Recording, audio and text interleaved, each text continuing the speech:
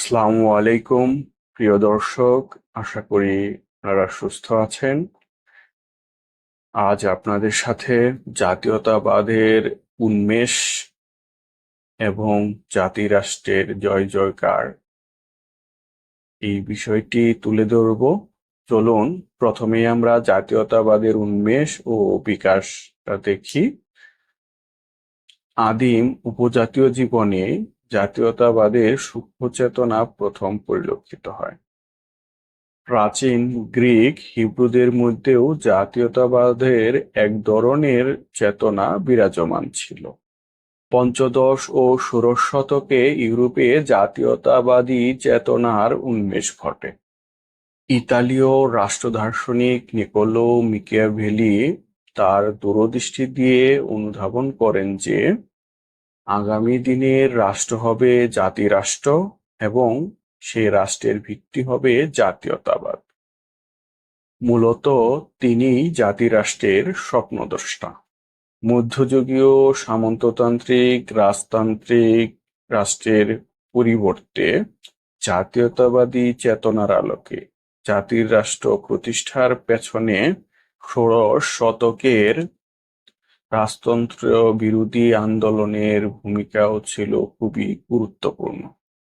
1772 সালে পোল্যান্ডের ভাগাভাগি জাতীয়তাবাদী চেতনাকে জনগণের মধ্যে ছড়িয়ে দেয়। 1789 সালের ফরাসি বিপ্লব জাতীয়তাবাদী চেতনায় বিশ্ববাসীকে আরো উজ্জীবিত করে তোলে। 19 শতকের শেষাংশ এবং 20 শতক হলো জাতীয়তাবাদী চেতনার স্বর্ণযুগ। জাতীয়তাবাদী চেতনারই ফসল হলো 1919 সালের ভার্সাই চুক্তি। জাতীয়তাবাদী চেতনার ফলেই ইউরোপ, এশিয়া ও আফ্রিকায় নতুন নতুন জাতি রাষ্ট্রের উদ্ভব ঘটে।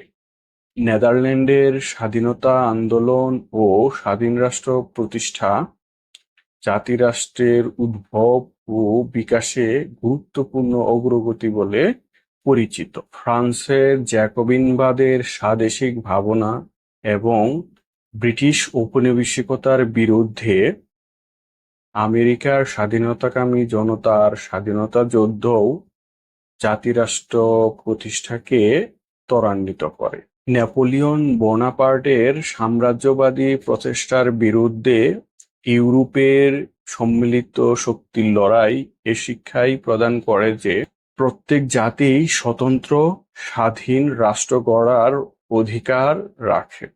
ইতিমধ্যেই আপনারা এই বিষয়টি অনেকেই বুঝতে পেরেছেন, তারপরও আপনাদের পুনরায় স্মরণ করিয়ে দেওয়ার জন্য এখন যে বিষয়টি আমি উপস্থাপন করছি সেটি হচ্ছে জাতিরাষ্ট্র।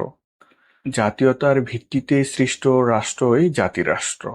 সুনির্দিষ্ট ভূখণ্ডে স্বশাসনের লক্ষ্যেই জাতিরাষ্ট্রের উদ্ভব ঘটে।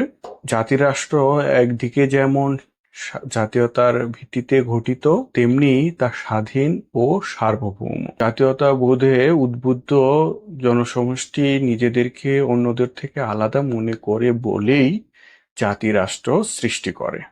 বর্তমানে অসংখ্য জনপদ, শহর, নগর এবং একাধিক সংখ্যালঘু জাতিসত্তা নিয়ে রাষ্ট্র গঠিত হয়।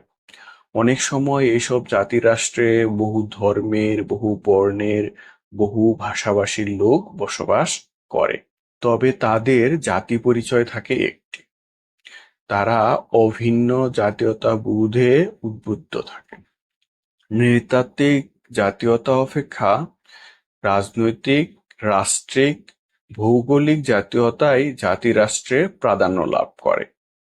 সাধারণত জাতিরাষ্ট্রের নিজস্ব জাতীয় পতাকা, জাতীয় সঙ্গীত এবং অভিন্ন জাতীয় লক্ষ্য থাকে। এই ছিল আজকের মতো জাতীয়তাবাদের বিকাশ এবং জাতিরাষ্ট্রের ধারণা নিয়ে আলোচনা। আপনাদের সুস্বাস্থ্য কামনা করে আজকের ভিডিও এখানে শেষ করছি। আল্লাহ হাফেজ। Thank you for watching.